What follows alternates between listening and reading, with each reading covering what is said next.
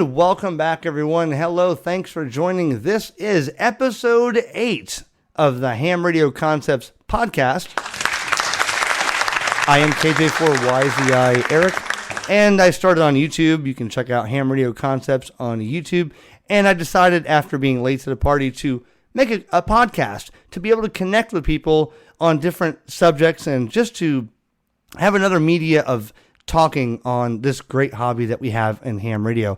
And I always like to have a guest. So this week, I have a friend here that we've been talking on email, and he's a longtime watcher of the videos, and his name is Mark, N1MMO, and we're going to let Mark introduce himself, and we're going to talk about wherever this goes. Like I said, this podcast goes wherever it wants. I know he's had an interest in one topic. We're going to talk about that now. Before we get started, if you're listening to this on the podcast, on Spreaker or iHeartRadio or Apple or Spotify or Podchaser or Amazon or Google, wherever you listen to your podcast, search HamRadioConcepts, all one word. And for that traditional shortwave AM radio feeling, you can listen on AM shortwave from WRMI in Okeechobee, Florida, on 9.395 megahertz facing North America and 5.950 megahertz facing Europe, North Africa, and wherever else you can listen to that. And drop WRMI.net, drop them a line on the form and say, hey, a signal report, what you think about the show, and thank them for letting me buy this time slot here for that. So, Mark, I'm going to let you introduce yourself, sir. It's good to talk to you, and go ahead, Mark. Hey, Eric. Thanks for inviting me on the show.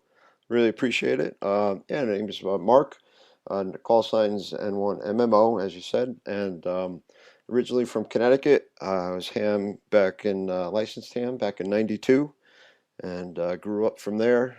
And now I'm down here in South Carolina, living in the upstate South Carolina. So things are been moving along over the past few years with ham radio and my hobby, my side of the hobby anyway, and have a lot of different enjoyment out of the hobby. And looking forward to talking to you about this. What you could do basically with a technician-only license. That topic that you brought up a few episodes ago really hit home because that's where I started in a no-code tech, and wanted to talk about at least something near and dear to our heart is 6 meters. Absolutely. So, yes, you must have saw that. That's when you sent me the email about the video I made on YouTube that said, I hear this all the time at Hamfest or wherever, and I always like to, this podcast is for us, Mark. It's for us and just to promote the hobby. And I always say, hey, nice to meet you, Greg or Phil or whoever. What's your story? What do you do? And it seems that everybody is not everybody. A lot of people are like, well, I'm just a tech. I'm just a tech. I only have a technician class. But as you said, there's a lot you can do as a tech. And I tried to promote that in that video. And one of your topics that you brought up that you said, I really want to talk about this, and I love talking about this, is 6 meters, 50 megahertz. You're a 6 meter 6 meter junkie, aren't you, Mark? Oh, yeah. Very, very much so. Exactly. We'll get into it. We will. And like I said, this, I have some stories. I'm sure he has stories. And as a technician class, if you've gotten this license, if you've studied and got your ham radio license, in the technician class exam or what you studied for, some of the questions were, what bands can you operate? 2 meters, 440, 70 centimeters, 220, 6 meters, and some more, 10 meters on sideband. There's a lot of stuff for a technician to do. And I always encourage people to upgrade to a general or extra, but if you're at a tech, that's a lot to do. So it seems that, if Mark, if you want to chime in on this, it seems that when people get their tech, the first thing they do is a dual band handheld for VHF, UHF, but they don't really get into 6 meters and 10 meter sideband until they're a general, even though they've been licensed and approved to use those. Haven't you seen that? Right. A lot of techs don't really gravitate to 6 and 10. They get it. They use it on a handheld, on a repeater. And then when they get the general, man, they're on fire. Right. Well, the funny thing is, and that's where I started, because I started very modest. I had a DJ, a Linko DJ, whatever at the time in '92, portable radio. and I just used repeaters, 2 meter 440 repeaters. And then as I grew into the hobby and started getting involved with some other clubs, um, we really wanted to highlight. A lot of clubs highlighted 6 meters here and there, and they talked about it. Um, but then, I was really looking, how do I get involved with 6 meters? And there was talk about 6 meter FM, AM, sideband, and being new in '92, I didn't know a heck of a lot about it, so I did some more research into it. And back in Connecticut, a lot of the state police were going over to the 800 megahertz radio systems. And Connecticut State Police was on 42.040 and various other channels in that 42 megahertz region. So they're getting rid of a lot of their mobile radios. They happen to be GE Master 2 radios, Aha. which from what I understood back then, and what I learned is those can easily be modified, and you can buy crystals for 6 meters. So Absolutely. that's where it all started, and it was really, really cool. So let's for the new person that's listening, and Mark, you can chime in whenever if you need to cut me off, do whatever. 6 meters, 50 megahertz. The licensed band is 50 to 54 megahertz, and 6 meters is all usable by a technician class license or general or extra. But if you're a tech, you can use it. And 6 meters they call the magic band. And I know Mark's got stories, and I have stories too. The magic band, and this 6 meter band, from what I know, was in the beginning days of or many days of antenna TV, terrestrial over the air antenna TV. This is one thing I learned years ago before antenna TV went to digital. 6 meters was right around, the sideband portion was right around channel 2, 6, or somewhere in there.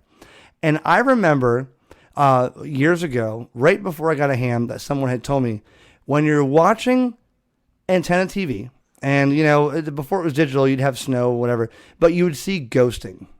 And ghosting meant you'd see the same image, right behind itself. It'd be like two images. If you're watching a soap opera and on channel 2 or 4 or whatever, somewhere in that 6 meter band, when the propagation was open, that band goes everywhere. And what you'd see as ghosting is like multipath. You'd see, one signal from the transmitter going around the world all the way to your antenna, and the other one was coming from the transmitter right to the antenna. You'd have like a multipath. They said when that is ghosting on those channels, you can be rest assured you can get on 6 meters and you will have propagation and band conditions. And 6 meters, Mark, I'll let you talk about this.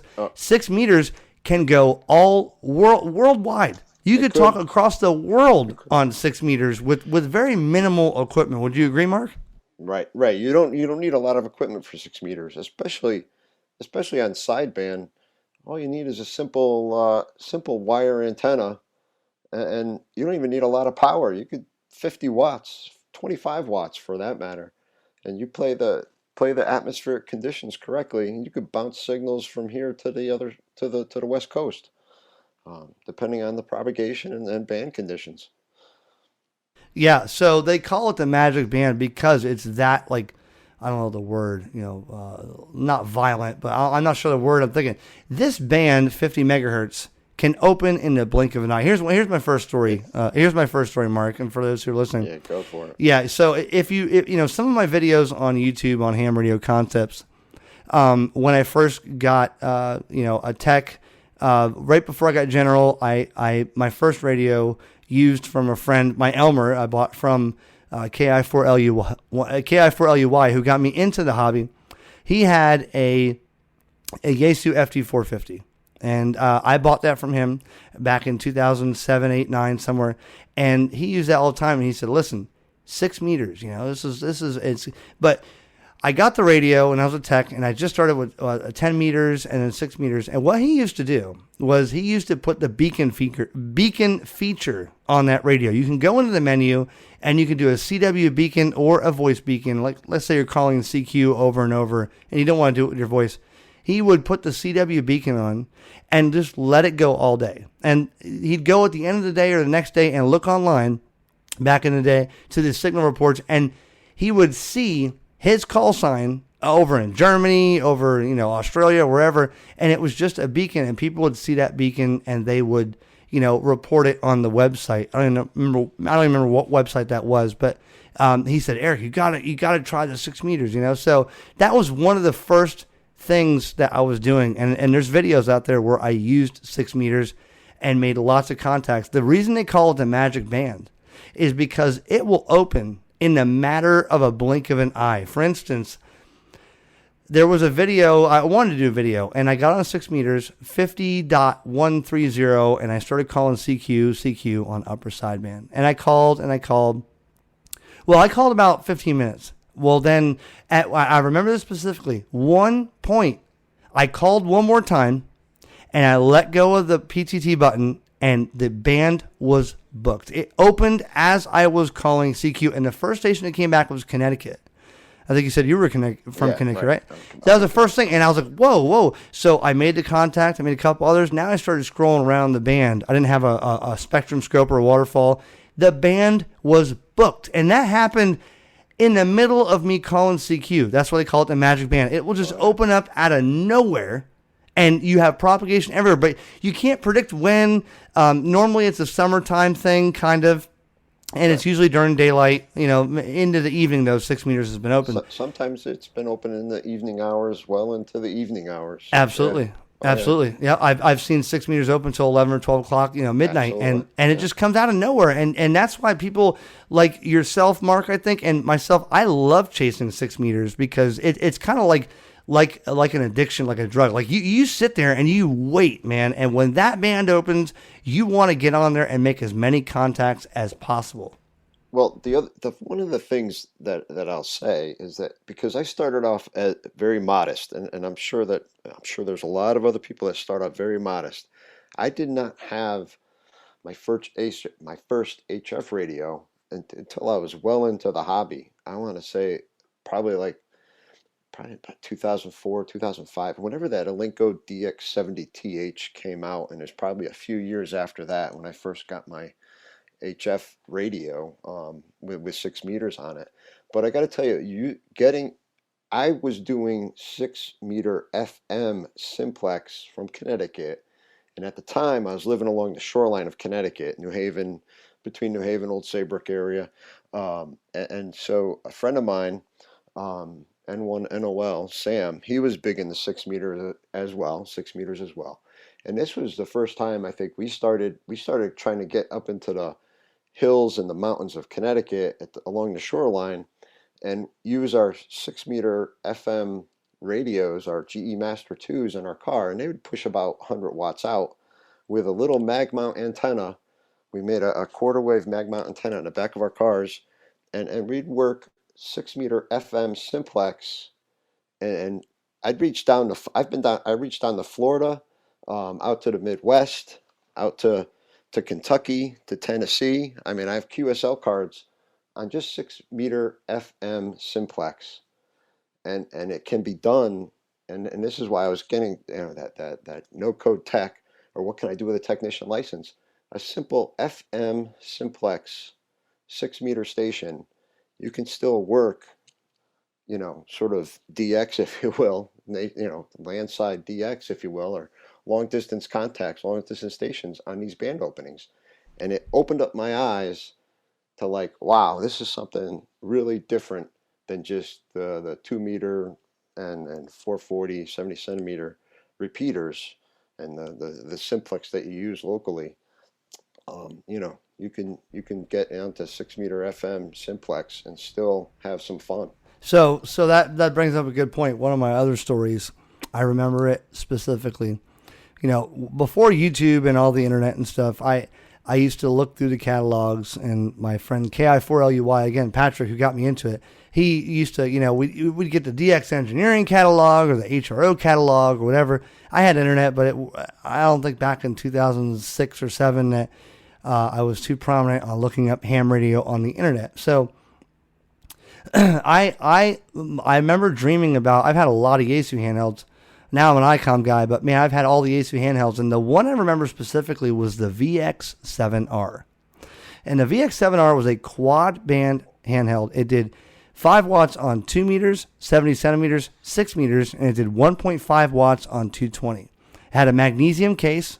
It was, you could get some additional accessories with it for TNC or whatever, but that was like state of the art back then. Now I got an ICOM ID52 with a color screen. I can send pictures from my phone. But back then, that VX7R was like hot. So I remember when I finally saved up enough to buy that.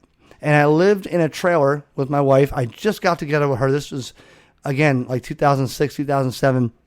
And I barely had a technician license for a couple of years. And I remember looking into 6 meters, and I had that VX7R on 6 meters on 52.525, 52.525 megahertz FM.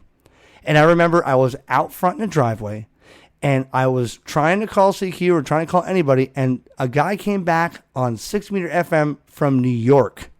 I'll never forget that. I was on a handheld with the stock rubber duck on that radio. You had the stock rubber duck, and if you wanted 6 meters, there was an extension that went on the end of it, and that was for 6 meters. So I called a couple times, and this guy came back from New York. And if I calculate it, it must have been the height of the peak of the solar cycle. He came back from New York, and the conversation only lasted about 15, 20 seconds, and it was gone. But I did make that contact on 6 meter FM. So what's the first thing I did? I was so excited. I started selling other things, and I wanted the Alinco.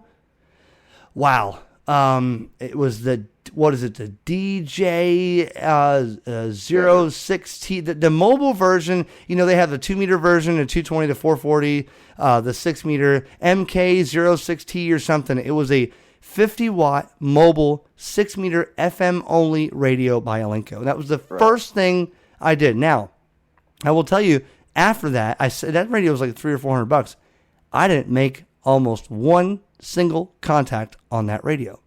And I mean, the first thing I thought was, wow, if I could do this in a handheld, I'll buy the other radio and I'll get more power and I'll be able to do this. But, that might have been months later. And again, with 6 meters, I've heard people tell me that, you're going to love this, Mark. I want your opinion on this.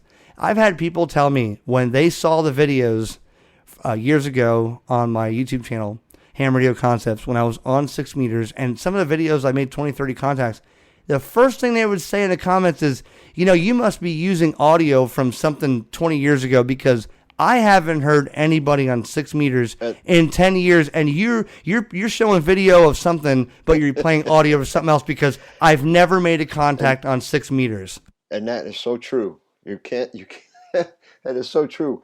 And it's so funny that a lot of people sort of, I think, ignore 6 meters. They don't get on it enough, because yes, it's quiet.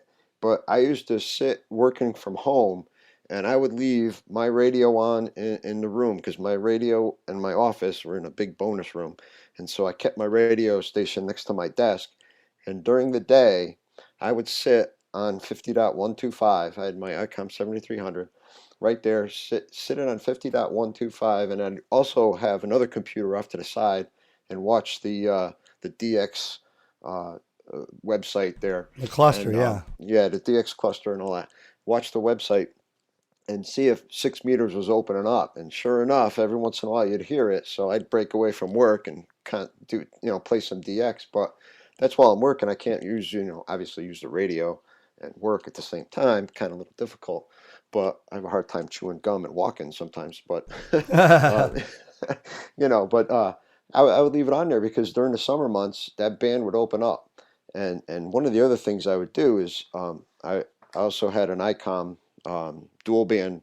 I have an ICOM. I'm an ICOM guy too, so I have this ICOM 2820, and I'd have that sitting in my room. And so sometimes I'd listen to the New York City Fire Department, and if that was coming in clear to New Haven, Connecticut area from New York City, I figure, well, if that band is open, 6 meters has got to be open. So every once in a while, I'd go over to the 6 meter side and start playing radio during the day. But it is quiet. It's an unfortunate part of the band that's not used by hams quite a bit. I haven't had a chance to do a lot of monitoring here in South Carolina. I'm not sure what goes on 6 meters down this way, but yeah, no, I have to. It's definitely a quiet band. I want to get on there more and be on there more myself, But I figured this is a good way to talk about it and kind of add into the conversation, maybe drum up some more activity on 6 meters. Exactly. And if you're just tuning in, we're talking with Mark, N1MMO, a guest here, a friend from the YouTube channel, and we're talking about 6 meters. And, I'd like to talk to others. I'd like to learn from others about different bands. Maybe we can talk about 70 centimeters. Maybe you're a microwave guy. Email me at HamRadioConcepts@gmail.com. Let's talk about it, because I maybe I could throw in some of my own experience, and you can teach other people like Mark and me, and about what's going on. And if you're just tuning in, you can listen to this on shortwave, not just on the podcast. It's a different feeling to listen to this podcast on AM shortwave from WRMI in Okeechobee, Florida, 9.395 megahertz facing North America, 5.950 megahertz facing Europe, North Africa, 8 to 9 p.m. Eastern Standard Time every Sunday night. And hopefully you can send me a signal report at HamRadioConcepts@gmail.com so I can put your station and your signal on a pin on the map on my wall so I can listen and see just how many people are listening to shortwave.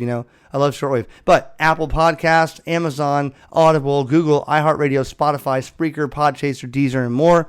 You can listen to this. Download it to your phone. Listen to something when you're driving to work. Maybe you have an interest in wanting to get on the show and talk about something that you're doing. I'd love to have you on. Let's do it. It's for us, not just for me.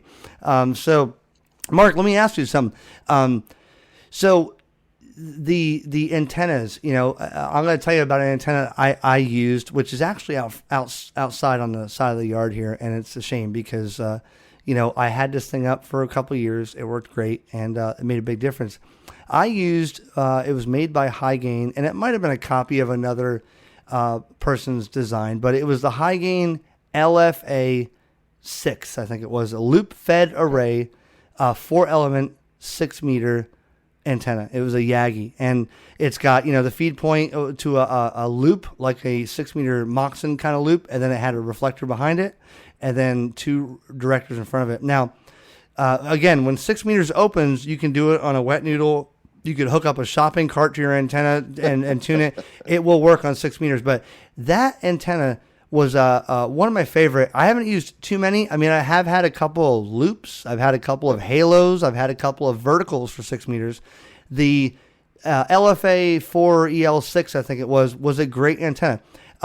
It was directional, and I racked in a lot of contacts. What's an experience with you or something that you like, whether you home built it or bought it? What's a good 6-meter example for you? Yeah, so first off, I mean, I started off with a Comtelco coil and probably a 43 inch piece of whip antenna. That was my, and on an NMO mag mount on my car. That's how I started off with that GE Master 2. What was that called? What did you say? Quanto? It's a Comtelco. Was it like commercial? Like commercial? Yeah, it's a commercial. It's a 27 to well, that's the 27 to 31. That's my 10-meter one, but it's a Comtelco. What was it here? I have it sitting right here. 47 to 54 megahertz. Probably, yeah. So probably for like businessband. We use for 47 meg for businessband. You just tune it up for 6, right? Yep, and just put a. I think it's a. I forget how many inch whip is on there, but put a whip on there, and I use that for FM. And let me tell you, so if anybody's familiar with Connecticut, and along the shoreline, I used to live in Branford, Connecticut, just outside of New Haven, just to the east of New Haven, and I used to work in Ledyard, Connecticut, and used to work for one of the Indian reservation casinos. And so from Branford, I used to be able to, from Branford to Ledyard, and I don't know how many miles is that. I'd have to look it up. But anyway, I'd have a conversation on 6-meter FM using this setup with my friend Sam, N1NOL, and we'd have a whole conversation for about an hour-long drive to along the shoreline of Connecticut, and that's over hill and over dale, and so it worked out. So that's what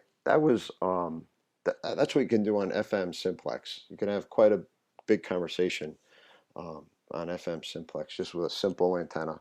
Then as I got into HF, got my DX70TH.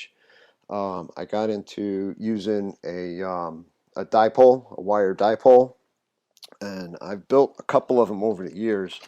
I have another one just sitting here that I gotta get ready to put up, but I just got a got the, I don't even know how to pronounce it, Unidalia Antenna Manufacturing Company. It's Unadilla. Never heard of it. Yeah. No, they make a 1-to-1 for dipole antennas, um, and it's for VHF for 6 meters. I could send you the website, so if you wanted to put it up in the links into your podcast information, I could send that to you. But simple wire dipole antenna for 6 meters, and just throw in, it's a 1-to-1, so you just throw in a piece of coax to it, and you probably don't even need an antenna tuner if you cut the wire properly. You could just probably use it without an antenna tuner, and away you go. Right. The other antennas I've used, KB6, I think it was a KB6KQ. He's a silent key now. He had a halo antenna that worked great, omnidirectional antenna that worked really good. I picked up Power Electronics Delta Loop, used that for a while I was at the house in Connecticut, and then I just recently, a couple of years ago, picked up one of their Moxon antennas. So I've heard a lot about 6 meter yeah, Moxons. Yeah. 6 meter Moxon was really good. It's a 2-element, works like a 2-element Yagi, halfway decent. It worked out pretty good. I didn't use it a lot back in Connecticut because of the antenna situation I was dealing with at the time, but it did worked pretty good. I'm going to try it down here in South Carolina. I'm going to set that up probably in the next couple of weeks. Put that outside, and you don't have to put it too far off the ground either. It's not too bad. But I got to tell you, one of the best antennas that I used for sideband work was a 3-element beam, simple 3-element beam antenna for 6 meters. I reached on band openings. I point it to Europe, and I've gotten over to Europe on a number of times from Connecticut. This is all from Connecticut. Modest Station 2, the 3-element beam was maybe only up 30 feet in the air on a fiberglass pole, and when the wind picked up, that fiberglass pole was bending. That antenna was swaying on top of that thing, and I'm going to tell you, it worked out just fine. So there's those are the antennas that I've used over the years, and they seem to all have worked really well, especially during band openings. Well, now, so let me bring this up because this is a good point here too. I tried to teach a couple people 6 meters and show them the magic bands. Now, when you're talking about 6 meters, you kind of got to have a little bit of contesting in you. It's not I don't call it a rag chew band, because there was one time I was talking to somewhere in the Midwest, maybe Louisiana or somewhere, and I remember talking to this person, and the band seemed like it was there, and exchanged a little bit of information, and then shortly after that, as I'm talking and I let go of the PTT, there's somebody in Australia coming in, and they're like, "What are you talking about?" It changes that fast. That's why they call it the magic band. So the first thing you do on 6 meters is, kind of get the call sign exchanged and the grid square. They use a lot of grid squares on 6 meters because, instead of saying, well, I'm, 40 miles outside of Cape Canaveral over by, US 1. No, KJ4 YZI Echo Lima 97, you're 5-7, Yeah. And then if it stays on, you can give another exchange, but you never know when it's going to just quit because it does that. That's right. So I had a friend I was trying to teach, and I said, listen, he made his first 6 meter contact when he was telling me, well, 6 meters is always dead. It finally opened, he made a contact, but there he goes. Okay, so let me tell you about my station. And right away, the guy that he was talking to was gone. It's just so sporadic. You gotta hit and run, and that's kind of what I do on 6 meters is hit and run, because you can make 100 contacts in an hour if you want to, but sometimes you want to talk. Now, like you said, sometimes you could talk to your friend for an hour and 6 ain't open, but it's more of a very fast-paced band that you have to kind of get your information exchanged, and get that log, and then if you want to continue until it fades, or you want to just move on, that's kind of how 6 meters works. Would you agree? Yeah, definitely, I agree. I definitely agree, and that's happened too, even on the FM side. I remember back in the day when I was just getting into it, and on the FM side, it would do the same thing, and I think more drastic, because the FM signal, the way that signal works, it definitely closes up real quick. And there have been contacts that I've lost contacts because the band fluctuates that Yeah, quick. that's a So, hassle when you're like KJ what, and it's gone. yeah, exactly. It's like, oh, I thought he was in Florida. I need that grid square. I want that grid square. Oh man, a Before lot of bam. people, yeah, a lot of people are interested in getting because there's awards for 6 meters. Worked all states or worked all whatever, and Right. and I'm trying to think now, and I'm not sure if I don't think there's any satellites, ham I satellites that have 6 meters on them. I that don't I think, don't know. I don't but know. if there was, man, that's really a challenge. Not, I mean, 6 meter is in the VHF portion, so it is line of sight. And like he's saying, FM. I do find that FM is a lot less used than sideband. All But right. check this out, Mark. I remember a couple of years ago before I moved into this house when I had that 4-element Yagi up, and I had my 7300 at that point. My buddy told me you need to go to 50.400 megahertz, which is the Yeah, AM AM calling section. frequency. Right. Man, you should. And this guy, every time I got on when the band opened, 50.4 on AM, this guy was there. And it sounded like shortwave or like AM radio broadcast. It was amazing. And that's a wider signal than sideband. And it was fun. And at that point, I did a little bit of ragging to him because he was there. It stayed in, didn't fade out. And Right. not a lot of people knew about it. But people would tell me, what do you mean? I didn't know you could do FM and AM on 6 meters. I thought that was just for the. No, you could do FM, AM, upper sideband, CW, and digital modes like And FT8, which we're going to talk about in a second. Absolutely, yeah, no, and I haven't done any AM contacts, but I have done FT8, and a lot of times I've sat on 6 meter FT8 and done most of my contacts on FT8 doing digital modes. Yeah, we'll talk about that in a second. And again, you're listening to the Ham Radio Concepts podcast. I'm going to try to do a magical break here for 2 minutes and make sure you don't hear us cut out. But you can listen on all the major platforms on podcasting, Apple, Audible, Google, iHeart, Spotify, and more, and on WRMI. Tell WRMI, you know what? I like listening to Mark and Eric, and send them a signal report at WRMI.net. Thank them for letting me buy those slots.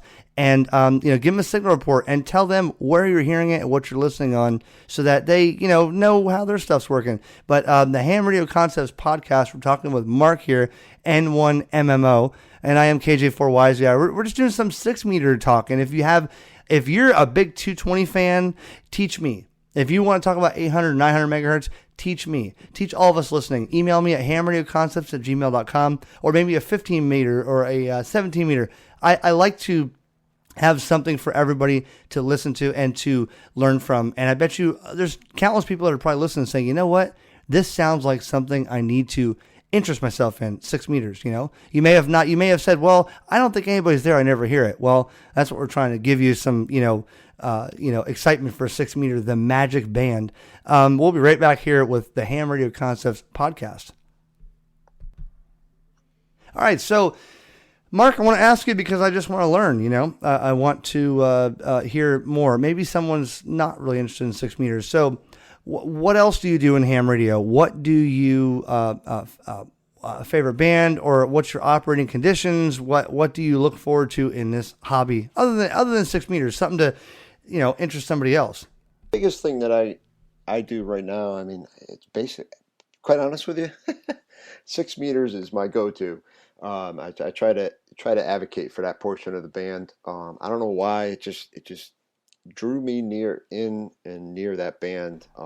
Ever since I started with FM. Everybody's It's got the their weirdest own. thing. Yeah, everybody's But got the thing that interests them. Yeah. right, yeah. I mean, the other thing is I haven't done a heck of a lot. I've dabbled with digital.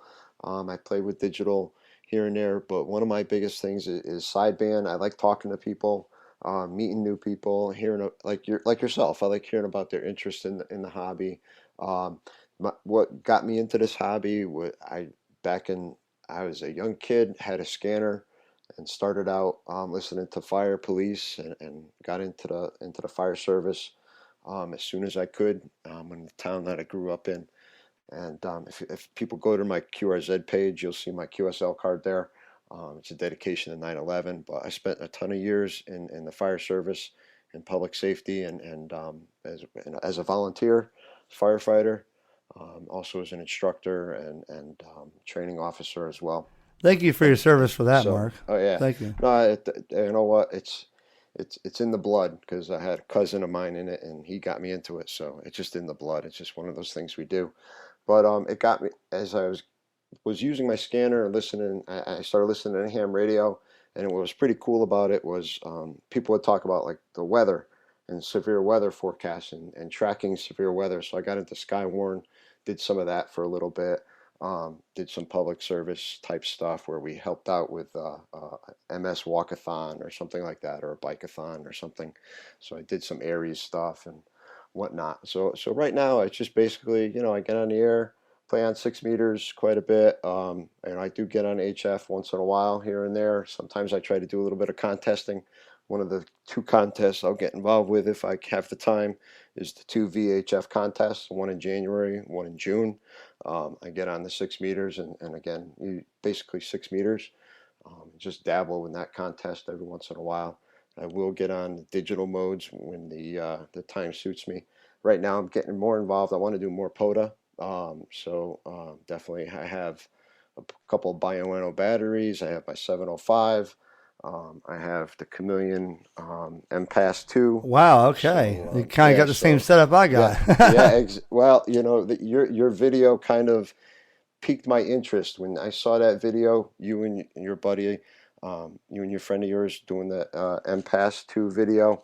I piqued my interest, and then of course a lot of friends of mine have the 705, and I brought down my 705 and my MPass to Key West. We went to visit our daughter down in Key West, Florida, and went over to the park by the ocean there, their state park there, and set up my first POTA station with the 705 and the MPass. So nice. Yeah, it was pretty cool. Had a blast, had a lot of fun. So this spring and summer, the wife and I we're going to go start visiting some South Carolina parks, and there's plenty of parks in the upstate here, and we're going to do some POTA, and I've worked 6 meters since that MPass can also do 6. So we'll be out there here and there and having some fun. So that's what I've been doing with ham radio. It's been a lot of fun. My first POTA experience, and I love being portable and QRP and stuff. I haven't done it in some time. I'm very busy. But my first real POTA activation where I made 10 contacts was with Jason at Ham Radio 2.0 on YouTube. Mike K8MRD radio stuff on YouTube. A couple of other ones there that were there, and I said, "Hey guys, I want to try this," and it's on YouTube. They put me there and they told me what to do. I mean, I knew how to call and stuff. I said, "What's my goal? What do I do?" And activated the Montesano State Park on the mountain in Alabama outside of Gigaparts, and that was fun. I thought that was great. And I was born in Huntsville, so ironically enough, it's. Have you ever been in the Gigapart store? I have never been to the Gigapart store, but of course I was born in '68, so I was born quite a while ago. Oh, okay, yeah. I haven't been back there since. Right. Well, yeah, the Gigapart store is something cool. It's those guys are good. They're my friends and they're cool. And now I want to plug something. I want to plug my sponsor real quick because a lot of people have still been using the Ham Radio Prep for their license. Okay, and when I believe in something, I really, take interest in it because that was one way that my wife did kind of fall off the wagon. I started with my extra with Ham Radio Prep. They sponsor me for some my efforts, and I greatly appreciate them. My wife, my son, some friends thought that, wow, I thought I had to read this book and study. Ham Radio Prep makes it a lot easier. So if you go to HamRadioPrep.com and you use the code EricPodcast20, they'll give you 20% off any course that you buy. If you're listening to this podcast, whether you're on podcast or shortwave, and you're like, wow, I really want to get a ham license, I haven't had a time. Ham Radio Prep has a mobile app. They have interactive videos, quizzes, games to not only just make you memorize answers like some of the other platforms do, they actually have some interactive videos and some dialogue to teach you why you're calling CQ and how to do it instead of just calling CQ means you're looking for somebody. So Ham Radio Prep, thank them because they are also awesome sponsors of my channel. And again, Eric Podcast 20, all one word. You'll get 20% off. And that's the easiest way, I think, to get your ham radio license. Let me ask you something else, Mark. So I know I was, you know what, I had this on the top of my head. Oh, here we go. Well, back to your message on FT8 and 6 meters. Now I'm going to tell you this. This is a word of education or a public service announcement to anybody listening, and I say that with a smile.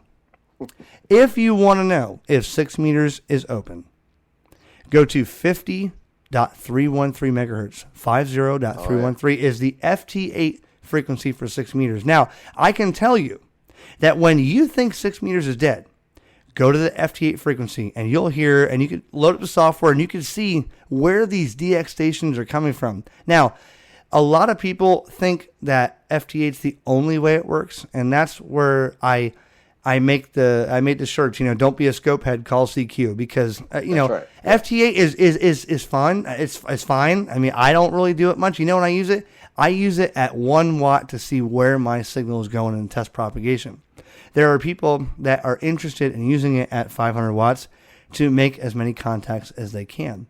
Now, FT8 though is a very efficient mode. It's a digital mode. It's pretty much using your keyboard and your computer to make the contacts, and the computer kind of, justifies what your signal level is and where the other station is. And there's a little bit of automation there, but it's okay. I'm not going to hate on it, because if that's what people want to do, that's fine. But would you agree, Mark, that 50.313 will show you that many stations are coming in and you think, wow, 6 meters is dead, until you go up there? So the first thing I do is go back down to sideband portion and call CQ, and there's nobody there. I call that the 6 meter beacon, is 50.313. Absolutely. No, I've done the same thing. I've also checked on 10 meters, 28.885, I think it is. For what? To check in on 6 meter propagation. You can also check tell me about this. I don't know about this. There's I think it's 28.885 supposedly is like the other. If you hear 10 meter band openings or 10 meter signals, and I think personally, if you hear anything on 10 meters and the band open on 10 meters, 6 meters has got to be open as well. A lot of times it is. They usually coincide side by side. I have never, my personal experience, I haven't seen just 10 meters open and 6 meters not be open. Right. But that's one of the other frequencies. But I like the idea, and where you're going with it is that, you listen to the FT8 signals, you listen to the digital signals, or you go on to PSK reporter, and if you're able to see, or to see what's out there, what's going on. Even there's the other website. What the heck is it? I gotta pull it up. There's so many darn websites to see if the band is open. DX Maps. Oh yeah, we're going way. I used to use that way back in the day. DX Maps is my other go-to. I monitor that if I'm working from home, and I'll monitor that to see if there's other signals going on, especially FT8 digital signals. But now I'm gonna have to yell at you for a moment, Mark, because again, you've heard me say this before. You can't just trust DX Maps and PSK Reporter, because there's people that are looking at that and they're not putting spots in. And I always encourage people, call anyways, even if it says it's not open. You have to. Yes, no, exactly. And I just say I use those intermingly. And if I'm sitting at home working and I got to get my work done, but I want to keep an ear to the radio just in case there's a band opening, especially in the summertime. Sure. I play that game a little bit, but there have been a lot of times, Connecticut, one of the amateur radio clubs in Connecticut on Monday nights would have a 6 meter net. And a lot of times during the summer months, we'd have band openings and people would check into the net from across the country that happened to be close by and hear the net going on. Yeah, we have in Vero Beach, Florida, we have a 6 meter repeater that the guys put back online again, 53.330 megahertz. The tone is 107.2, and it's the 6 meter net about nothing. It's just after the 2 meter analog net at 7:30, then you get the 6 meter net. I think it's Monday nights, Vero Beach, Florida. And, it's just an informal thing. People can check in, but there is definitely a possibility that when 6 is open in the summer or anytime, that you can check into that repeater and talk to people, locally here and check into the net on the 53.330 megahertz. And there's a lot of people that have 6-meter repeaters up that say nobody's on there. But again, that's why we have the 6-meter net about nothing, because it drives interest every Monday night. I don't say anybody uses it during the week, but, it's another avenue. I mean, it's kind of like the 10-meter repeater up in New York in the Catskill Mountains. Man, right. That thing is cross-linked to 2-meter repeaters, to 440 repeaters. I've talked on FM on that 10-meter repeater from Florida with a 40/9 signal here from New York, and I've talked through that repeater on FM to a guy in Sweden, a guy in South Africa, and meanwhile, somebody's in downtown New York with a 2-meter handheld on 2 meters on the cross-link that is, linked up with that 10-meter repeater, and they're talking to people across the world, crossband from 2 meters to 10 meters. You never know. But yeah, there's plenty of 6-meter repeaters out there now. Are people listening? I'm not sure, but I know they're out there. Yeah, they are out there. We had some in Connecticut, not often used. There's only a small group of us that would use them every once in a while. It's unfortunate. The Connecticut Amateur Radio Club, the Mariner Amateur Radio Club in Connecticut, would have their net on Monday nights, 8 o'clock, on 50.175 and do simplex. And we'd have a number of stations from not only Connecticut, but New England in general, depending on when the band opened up too. Massachusetts stations would call in, New Hampshire, Vermont, sometimes Maine, Rhode Island stations. So it was pretty cool. It's just a rag chew net, just to kind of keep the band open and keep the radios warm, as I call it, keep the finals warm. Keep things. Keep the band with occupied, so people don't think that it's not being used. Right. And exactly. What's the farthest contact you've ever made on 6 meters? And I can't answer it. I don't remember, but what's the best, most impressive? Or I did it with a light bulb as an antenna at 5 watts. Give me your story. Well, that I do. I went through my QSL cards, ironically enough, and I have a ton of QSL cards. That 6-meter sideband. I know. Just on FM, I've made it down to Florida, down to probably middle of Florida. Is that? What's your I'm in grid square there? In Vero Beach, it's around EL 97. EL 97. I made down to EL 98, EL 89, but. 6-meter sideband. I made it overseas quite a number of times on sideband. I know. I've talked to at least heard or talked to Australia. I can't. I'm not a big logger, Mark. I don't have any kind of. I just started doing a logbook, and I don't really. It's in my head. I'm not interested in awards because. You may say, well, and there's a couple people that told me they wanted to work all countries and then they're going to sit home, pet the dog, and retire. I'm not into that. Every day is a new day. You never know who you're going to talk to. That's right. So I'm not a big logger, but I've made some, if I go back and listen to some of my videos, there's hundreds of contacts on some of those videos. I can probably see, but I know that, I've done more on 6 meters and 10 meters than I've done on any other band with lesser equipment or lesser power and stuff, you know what I mean? Like I don't do well on 40 or 80, and I have antennas for that. I have radios for that. But there's been days where I've talked to Greenland and Iceland on 10-meter FM, where I haven't still talked to Japan on 20 meters. You know what I mean? Right, exactly. Now the best I've got is a G0RUZ over in South Yorkshire, UK. On 6 meters, and that was, I know, with my 3-element beam and 100 watts, and that was a band opening on one particular morning. So I definitely remember that call because that was my first overseas contact on 6-meter sideband. But FM has just been local stuff. I think I got up to FN 66 up in Maine, Nova Scotia way and things like that. But yeah, no, I've logged some of my contacts. I've got some QSL cards here that I've saved over the years.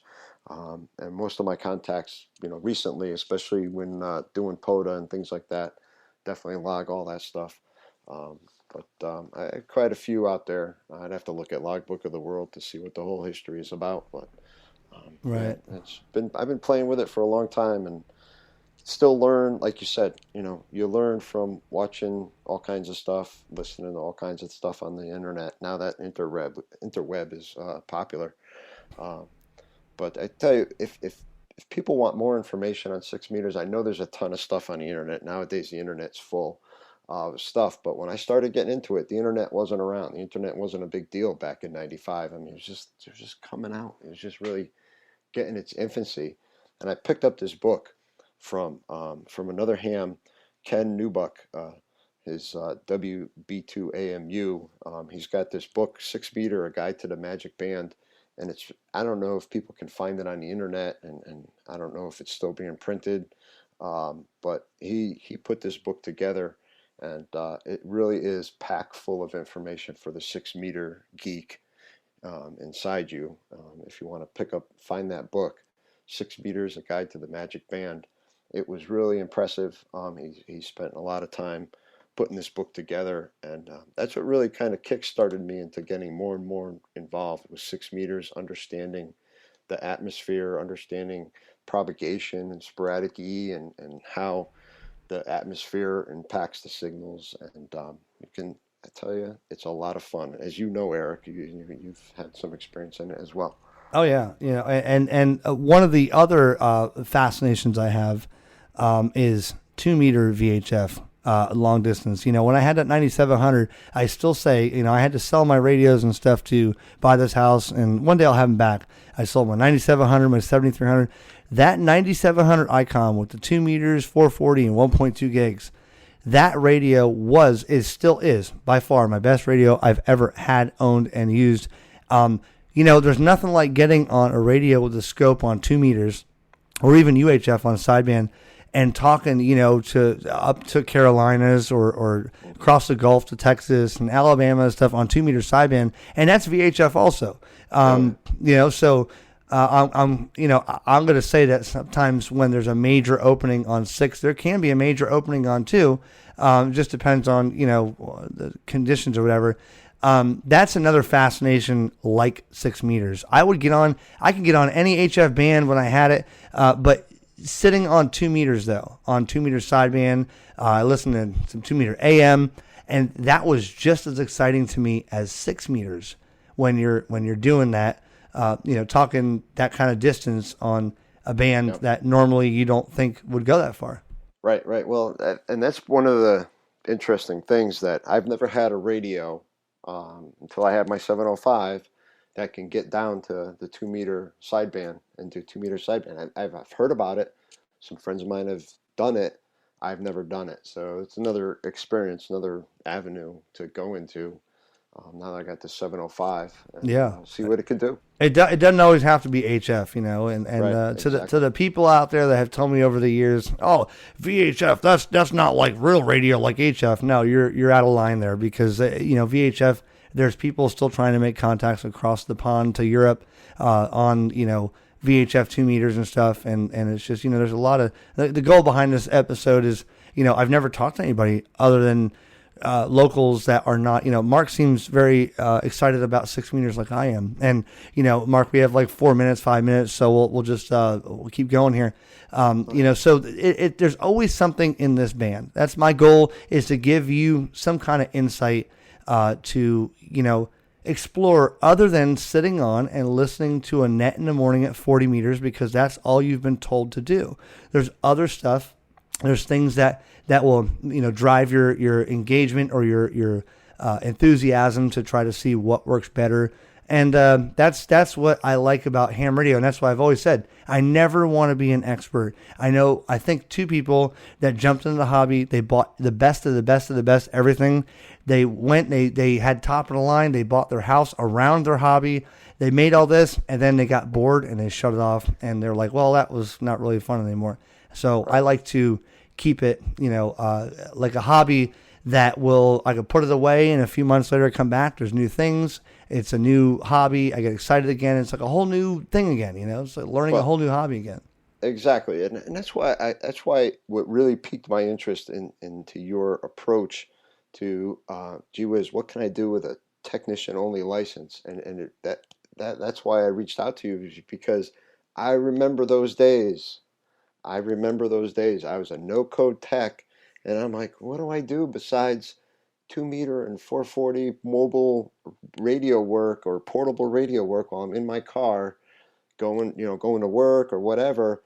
And then all of a sudden 6 meters. Wow, this is pretty cool. And all I need to do is spend maybe $100 on a radio, because the GE Master 2s back in Connecticut back in the day, it was only $100. I could scrape up $100.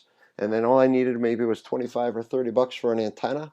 And then I had a couple friends of mine, we wired it up in the car, and we put the big master controller and screwed it back on the back seat of my Honda Accord at the time, and the remote control, the head had to get wired through big cables to the front. And yeah, it was crystal radio.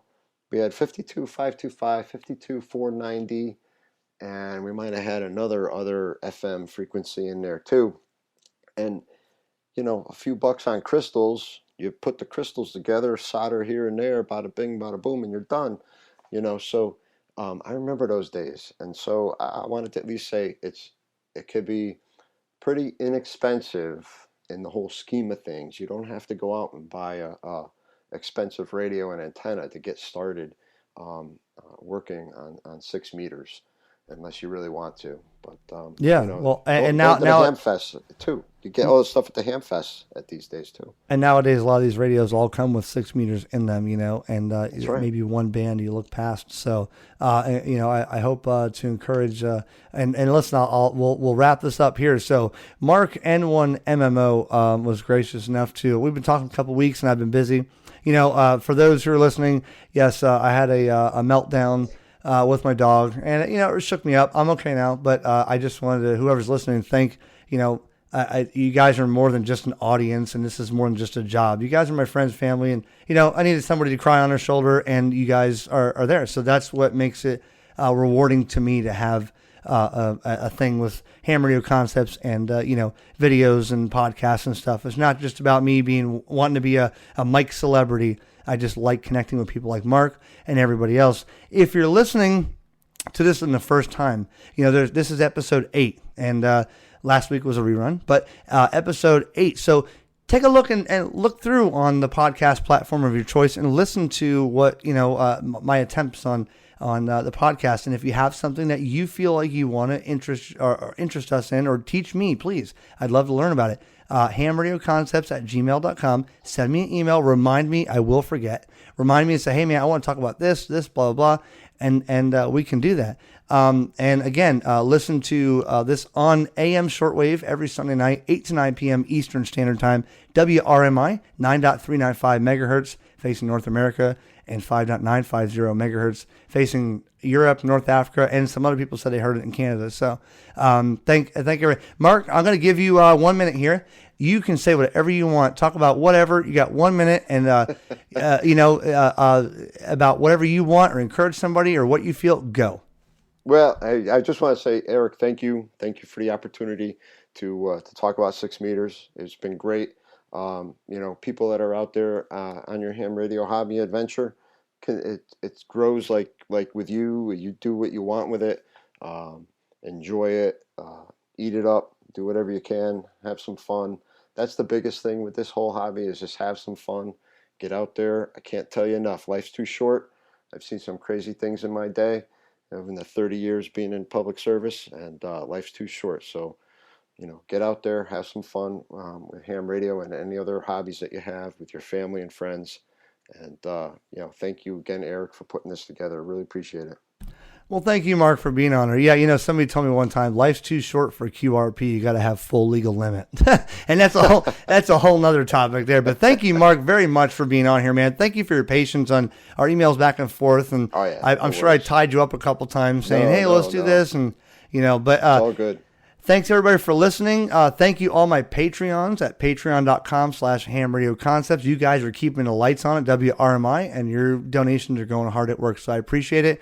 This is episode 8. We're going to sign off with N1MMO. Mark, thanks for being a guest. This is KJ4YZI with Ham Radio Concepts 7.3.